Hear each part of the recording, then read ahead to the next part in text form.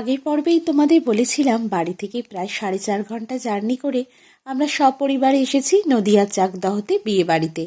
ওখানে লাঞ্চ করেই বেরিয়ে পড়লাম আমাদের আসল ডেস্টিনেশনে।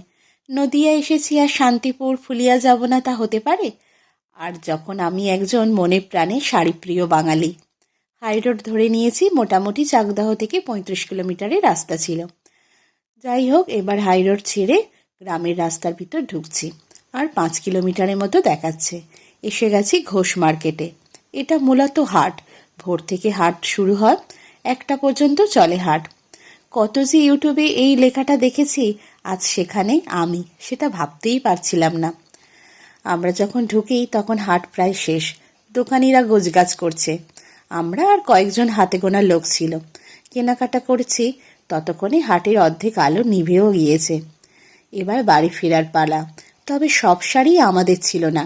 শান্তিপুর যাব শুনে অনেক কাছের মানুষ শাড়ি আনতেও দিয়েছিল। বিদায়বেলা মা এখন চোখ পড়েছে লেখাটার দিকে।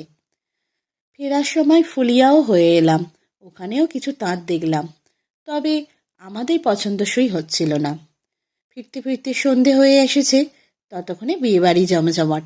বিয়েবাড়ি ভিডিও নিয়ে ফিরছি খুব তাড়াতাড়ি। ততক্ষণ তোমরা ভিডিওটা লাইক করে চ্যানেলটা সাবস্ক্রাইব করে দাও।